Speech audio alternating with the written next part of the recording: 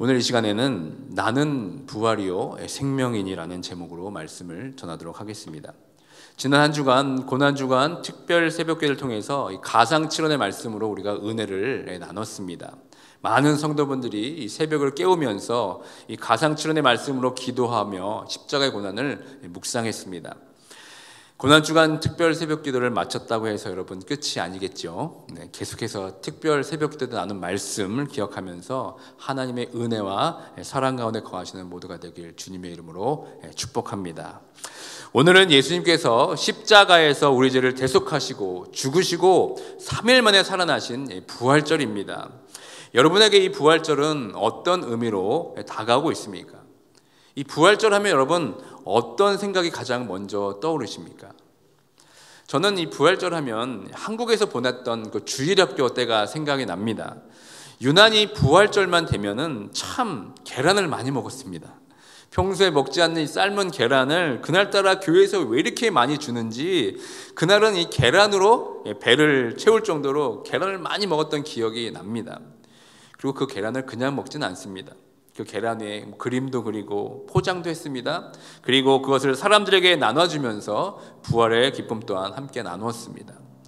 이 미국도 마찬가지입니다. 에그 헌팅이라고 해가지고 에그를 집안에 곳곳에 숨겨놓거나 또 오늘 우리가 교육부 애들 하는데 이 플라스틱 에그 안에다가 캔디나 초콜릿을 넣고 숨깁니다. 그걸 찾으면서 함께 부활의 기쁨을 나누기도 합니다. 아이들에게 부활절하면 아마 이 에그 헌팅 이것이 아마 큰 기억으로 남게 될 것입니다. 또 부활절에는 이 교회에서 이 칸타타를 부르면서 저는 보냈습니다. 이 부활절 칸타타를 위해서 거의 2달 넘게 찬양 연습을 했습니다. 그리고 부활절 당일날 그동안 열심히 준비한 이 부활절 칸타타를 통해서 사셨네 예수 다시 사셨네 라며 찬양하며 하나님께 영광을 올려드렸습니다. 매년 부활절을 저는 그렇게 보낸 것 같습니다. 삶은 계란 먹고 칸타타 부르면서 항상 부활절을 지냈습니다. 그런데 이 부활절인 그렇게 우리의 시야에서 우리가 하루 동안 하나님께 예배드리는 그 부활절 통해서 우리가 하루만 즐기고 사실은 그 다음은 이 부활절이 우리의 시야에서 사라져 버리는 것 같습니다. 부활절은 참으로 거창하게 준비하고 맞았지만 그 부활절 이후에 이 예수님의 빈 무덤처럼 우리의 마음이 텅 빈 채 이 부활절을 보내고 있지는 않는지 한번 돌아보게 됩니다. 이 부활절은 교회의 가장 대표적인 절기입니다. 이 부활절은 이 교회 출석률 1년 중에 가장 높은 날이 바로 부활절입니다. 교회에 잘 나오지 않는 분들도 부활절만은 꼭 교회에 나오려고 합니다. 부활절이 이처럼 중요한 절기이지만 이 부활주일 하루만 지나면 그 부활의 기쁨은 온데간데 없이 사라지는 것 같습니다. 근데 여러분 반면에 이 고난주간은 어떻습니까? 지금 우리가 일주일만 이 고난주간을 보내지만 예전에는 더 했습니다. 사순절이 시작한과 동시에 40일 새벽기도회가 시작되었습니다. 그리고 고난주간에는 금식도 하면서 그리스도의 고난에 동참했습니다. 그리고 그렇게 기다렸던 부활절을 맞습니다. 그런데 이 고난주간에는 십자가를 묵상하며 십자가와 함께 동행하는 삶을 살려고 안간히 썼지만 정작 이 부활절을 맞은 이후에 우리는 이 부활의 소망과 기쁨을 가지고 어떻게 살아야 하는지에 대해서 여전히 잘 모르는 것 같습니다. 이 부활의 기쁨이 어느새 공중으로 사라져버린 것 같습니다. 우리는 이 부활의 기쁨을 가지고 어떻게 살아가야 하는지 잘 모르는 것 같습니다. 그래서 어떻게 됩니까?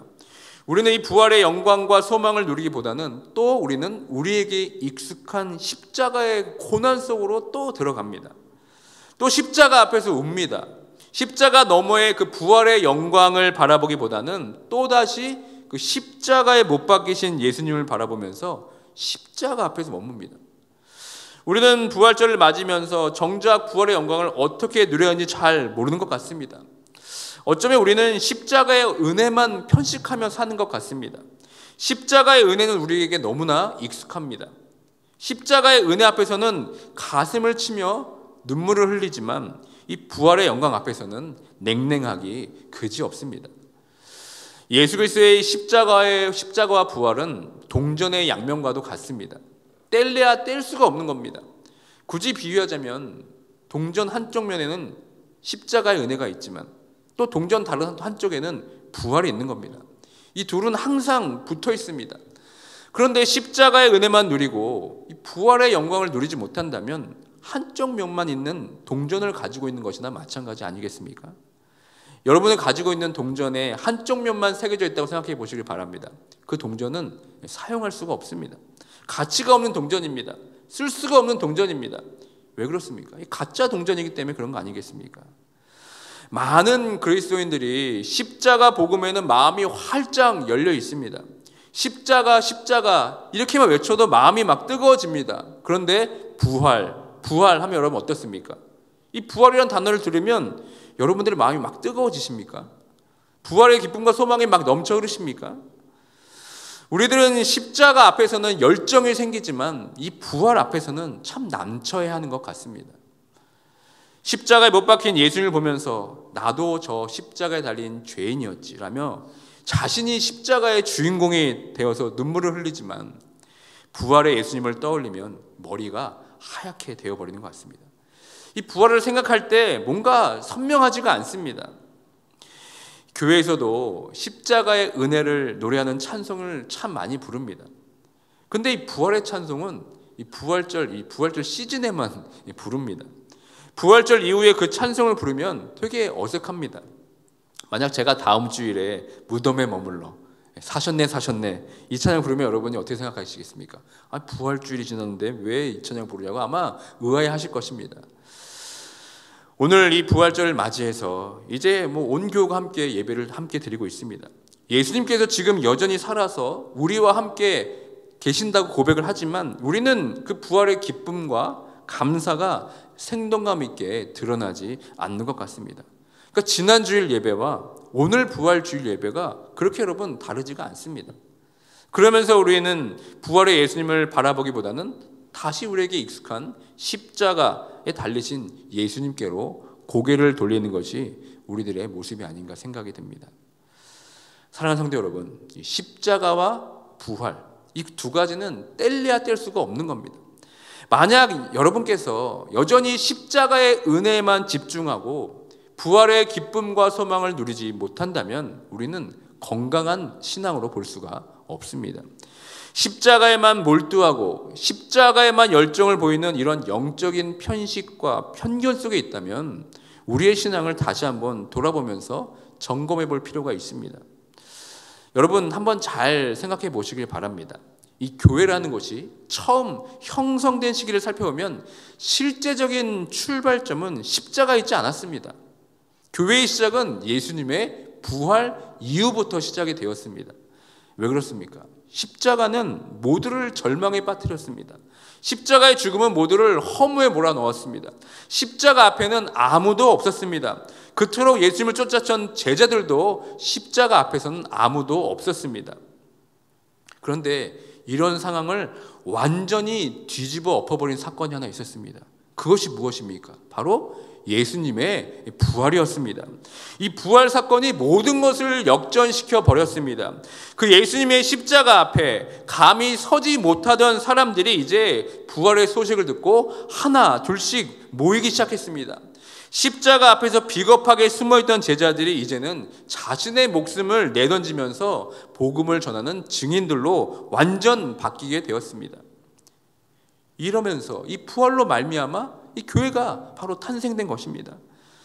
제자들이 3년 동안 예수님과 동고동락하면서 자신의 모든 것을 버리고 예수님을 쫓았습니다. 그런데 예수님의 십자가 죽음 앞에서는 하나같이 다 도망갔습니다.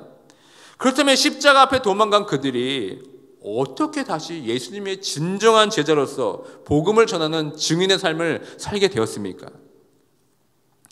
예수님을 따르던 제자들이 예수님이 십자가에 죽으신 후 3일 동안 저 깊은 곳에서 숨어 지내다가 갑자기 변화된 것이 아닙니다. 그 시간 동안 막 성경을 읽으면서 엄청난 신학적 해안을 얻고 깨달아서 그렇게 변한 것이 아닙니다. 이 비겁한 겁쟁이같이 보였던 제자들이 어떻게 갑자기 이렇게 변화가 된 것입니까? 그것은 바로 십자가에 못 박히셔서 죽으셨던 그 예수님이 다시 살아나신 그 부활의 모습을 봤기 때문에 그런 것입니다. 예수님의 부활에 모두들 충격에 빠졌습니다. 분명히 예수님께서 3일 전에 십자가에서 죽으셨는데 다시 살아나셔서 자신의 눈앞에서 그 예수님을 본 것입니다. 이것이 얼마나 충격적인 사건 아닙니까? 그런데 여러분의 표정을 보니 여전히 그렇게 충격적이지가 않은 것 같습니다. 그냥 뭐 그런가 보다 합니다. 그럼 제가 예를 하나 들어보도록 하겠습니다. 제가 지난 고난주간 특별 새벽기도 때 너무 열심을 다해서 말씀을 준비하다가 갑자기 쓰러져서 제가 3일 전에 한번 죽었다고 생각해 보시길 바랍니다. 그때 여러분 마음이 어떻겠습니까? 특별히 저를 많이 아끼고 사랑해 주셨던 사람들은 아주 황망한 마음 때문에 아주 힘들 것입니다. 아마 신문에도 저의 부고 소식이 알려졌을 것입니다. 그리고 장례식이 언제 어디서 있겠다고 아마 사람들에게 다 알려졌을 것입니다. 그런데 그 죽었던 제가 별안간 오늘 주일 아침 이 설교를 하러 이 강단에 섰다고 여러분 생각해 보시길 바랍니다. 분명히 죽었는데 제가 다시 살아나서 다시 부활해서 지금 이렇게 강단에 섰다고 여러분 생각해 보시길 바랍니다. 그럼 여러분 반응이 어떨 것 같습니까? 여러분이 이렇게 편안하게 지금 설교 말씀을 들을 수 있겠습니까? 어떤 분들은 울면서 어떻게 살아났냐고 저를 부둥켜 안으려 하고 계시는 분들 계실 것이고, 어떤 분들은 뭐 소리를 지르면서 놀라움을 감출 수도 없을 것입니다. 아마 이 예배당이 지금 난리가 났을 것입니다. 그야말로 충격의 도가니가 될 것입니다. 지금 제자들이 그 부활하신 예수님을 보고 받은 충격이 아마 이와 같지 않겠습니까? 말로 표현할 수 없는 일이 눈앞에서 지금 펼쳐진 것입니다. 누구보다 예수님을 사랑했기 때문에 그 예수님의 죽음은 도저히 감당할 수 없는 죽음이었습니다. 그런데 지금 그 예수님께서 다시 살아나셔서 내 눈앞에 지금 계신 것입니다. 어떻게 죽었던 자가 살아날 수 있을까? 어떻게 십자가에 못 박혀 죽었던 자가 살아날 수 있을까? 그러면서 여러분 제자들이 어떻게 됩니까? 그들은 예수님이 죽었다가 다시 살아나셨다라는 이 부활의 소식을 감출 수가 없었습니다. 자신도 모르게 온 동네방네에 퍼뜨리면서 예수님께서 죽었다가 다시 살아나셨다를 외치게 된 것입니다. 예수님이 살아나셨습니다. 예수님이 십자가에 죽으셨는데 예수님께서 말씀하신 대로 다시 살아나셨습니다. 여러분도 보시지 않았습니까? 예수님이 십자가에 매달려 죽은 걸 여러분 보시지 않았습니까? 여러분이 그 십자가 예수님을 못 박으려 하지 않으셨습니까? 그런데 그 예수님이 다시 살아나셨습니다. 내가 그 예수님을 만났습니다. 혹시 제가 잘못 보지 않았냐고요? 무슨 소리이십니까?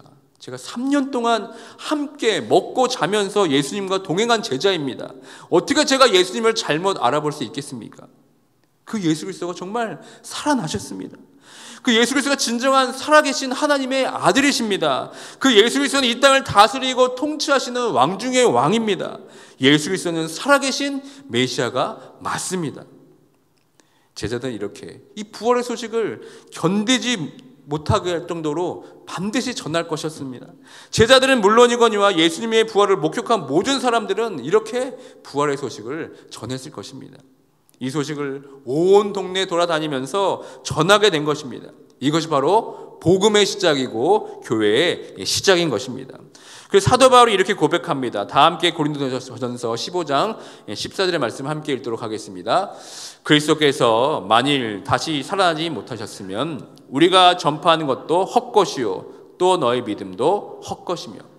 그러니까 바울은 예수님께서 부활하지 않으셨다면 자신의 복음 전파 사역과 또 여러분들이 믿는 그 믿음은 헛된 것이라고 고백하고 있습니다. 또 우리 고린도전서 15장 17절 말씀 함께 읽도록 하겠습니다. 그리스도께서 다시 살아나신 일이 없으면 너희의 믿음도 헛되고 너희가 여전히 죄 가운데 있을 것이요. 바울은 예수님의 부활이 없다면 마찬가지로 너의 믿음은 헛되다. 그리고 신자들 너희들은 여전히 죄 가운데 있을 것이라고 지금 말하고 있습니다. 부활이 없다면 결국 예수 그리스도의 십자가의 죄 용서도 무의미하다고 지금 바울은 이야기하고 있습니다. 이것이 이 부활을 경험한 사람들의 삶입니다. 부활의 소식을 전하지 않고서는 견딜 수 없는 모습이 바로 부활을 경험한 사람들의 삶입니다. 여러분, 복음이 무엇입니까? 좋은 소식이죠. 굿 뉴스입니다. 그런데 여러분, 무엇이 좋은 소식이라는 것입니까? 예수 그리스도가 죽었다가 다시 살아나셨다. 여러분, 이것이 좋은 소식입니다. 왜냐하면 예수 그리스도로 구원받은 모든 성도들은 예수님을 통하여 우리가 해결받지 못한 죄에 대해 죽고 예수 그리스도께서 부활하신 것처럼 우리도 부활할 것을 믿기 때문입니다. 여러분, 이것이 우리 인생의 가장 복된 소식이 아니겠습니까? 죽음은 우리가 피할 수가 없습니다. 죽음은 죄로 말미암아 우리가 피할 수 없는 실제입니다. 죽음은 우리보다 생각보다 빨리 올 수 있고 또 더디게 올 수도 있습니다. 그러나 누구나 이 죽음을 맞이하게 됩니다. 이 죽음을 피할 수 있는 사람은 이 세상에 한 사람도 없습니다. 이 죽음은 누구에게나 찾아옵니다. 그러나 문제는 죽음이 끝이 아니라는 것입니다. 일반적으로 사람들은 죽음이 마지막으로 생각합니다. 그러나 여러분, 죽음은 또 다른 새로운 시작입니다. 죽음이 마지막이면 무슨 할 말이 있겠습니까? 그러나 여러분, 죽으면 끝이 아닙니다. 사실 우리는 이 죽음보다는 그 죽음 이후를 더 두려워하고 있습니다. 죽음이 끝이면 좋겠지만 성경은 분명히 이야기하고 있습니다. 죽음이 끝이 아니라 죽음 이후에 또 다른 세계가 있다는 것을 성경이 말하고 있습니다. 오늘 본문 말씀은 예수님께서 십자가 못 박히기 전에 나사로의 부활 사건에 대해서 하신 말씀입니다. 이미 나사로는 죽어서 무덤에 있는 지 4일이나 지났습니다. 나사로는 죽을 병이 아니라 하나님의 영광을 위한 것이라고 예수님께서 말씀하셨습니다. 그러면서 동시에 하나님의 아들 예수 그리스도의 그 영광을 얻게 하려고 하신 사건이 바로 나사로의 사건이라고 말씀합니다. 그렇다면 예수 그리스도께서 얻는 영광이 무엇입니까? 그것은 예수 그리스도의 그 십자가 사건과 부활을 암시한 것입니다. 예수 그리스도도 자신이 부활이고 생명이심을 이 나사로 사건을 통해서 드러나려고 하신 것이었습니다. 예수 그리스도께서는 이 나사로 사건을 통해서 제자들에게 믿음을 독려하시고 제자들의 믿음을 경고케 하시려고 부활의 예표로 죽은 나사로를 살리신 것입니다. 그렇게 예수님께서는 죽은 나사로를 살리셨습니다. 예수께서 부활이요 생명이심을 믿도록 하기 위해서 나사로를 살리셨습니다. 그리고 제자들은 그 십자가에 죽으셨던 그 예수님을, 그 부활하신 예수님을 지금 만나게 되었습니다. 나는 부활이요 생명이니 나를 믿는 자는 죽어도 살겠고 무릇 살아서 나를 믿는 자는 영원히 죽지 아니하시리니 이것을 네가 믿느냐? 라고 물으셨던 그 예수님의 말씀을 드디어 비로소 이제야 깨닫게 된 것입니다. 드디어 예수님의 부활을 자신과 연결하기 시작했습니다. 예수님께서 부활하셨다고 하신 말씀대로 부활하셨으니까 나도 부활할 수 있겠구나. 와, 내가 해결할 수 없는 그 죽음을 예수 그리스도를 믿음으로 말미암아 해결받고 영원히 살 수 있는 생명을 얻게 되었으니 이것이야말로 내 인생의 최고의 가장 기쁜 소식이 아니겠는가라는 것을 깨닫게 된 것입니다. 그러니까 그 복음을 전하는 증인들로 변화되게 된 것입니다. 여러분들에게 좋은 소식이란 무엇입니까? 좋은 소식이 있으면 사랑하는 사람에게 아니면 주변 친구들에게 이웃들에게 막 전하고 싶지 않으시겠습니까? 우리들이 마켓에 갔는데 어떤 물건이 너무나 싸게 좋게 나왔으면 여러분 어떻게 합니까? 나만인 정보를 가지고 있어야지 하면서 가만히 있지 않습니다. 너무 좋은 소식이니까 이 세일 정보가 있으면 친구들이나 가족들에게 막 금세 전화하거나 막 문자를 보냅니다. 빨리 마켓에 와서 보라고. 그러면 이 소식을 여러분 나누지 않습니까? 그리고 그 소식을 전한 것에 대해서 얼마나 뿌듯해 하십니까?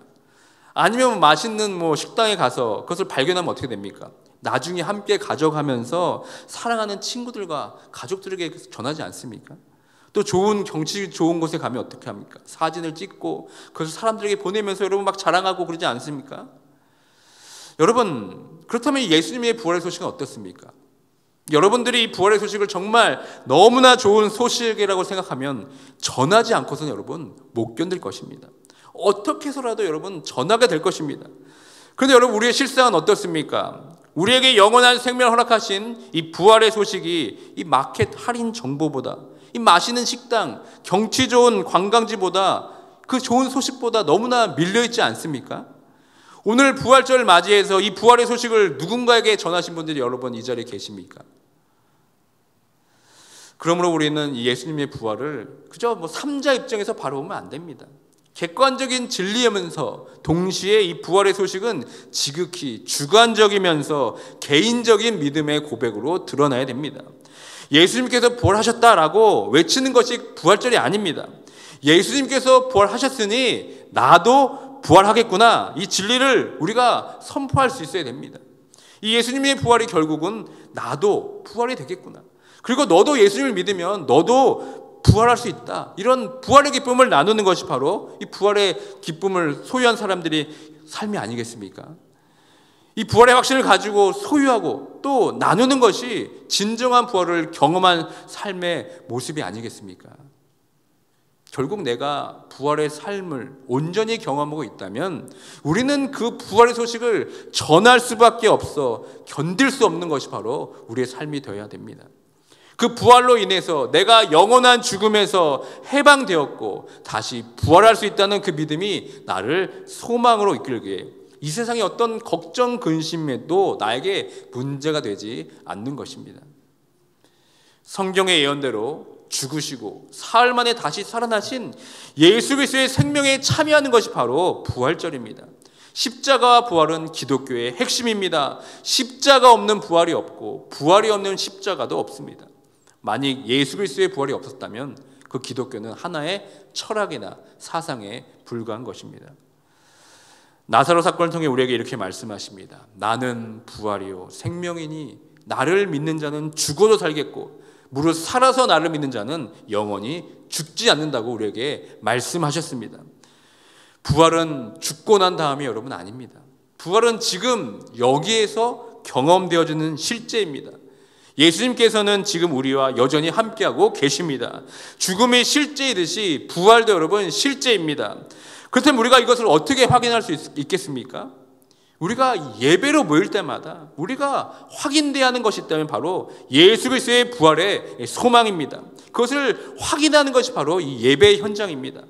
일주일 동안 살면서 죄에 무너지고 실패하고 넘어지면서 이제 예배 자리에 나옵니다. 여전히 나는 부족하고 연약하지만 나를 죽음에서 건지시고 나를 살리신 그 예수 그리스도의 소망을 붙잡고 다시 힘을 얻는 것이 바로 이 예배의 현장이 되어야 합니다. 부활의 소망과 능력이 또 실패했는데 그래도 우리가 다시 예수 그리스도를 소망으로 붙잡고 다시 일어나야지 라면서 그 부활의 소망으로 서로 일으켜주는 교제가 바로 성도의 교제가 아니겠습니까?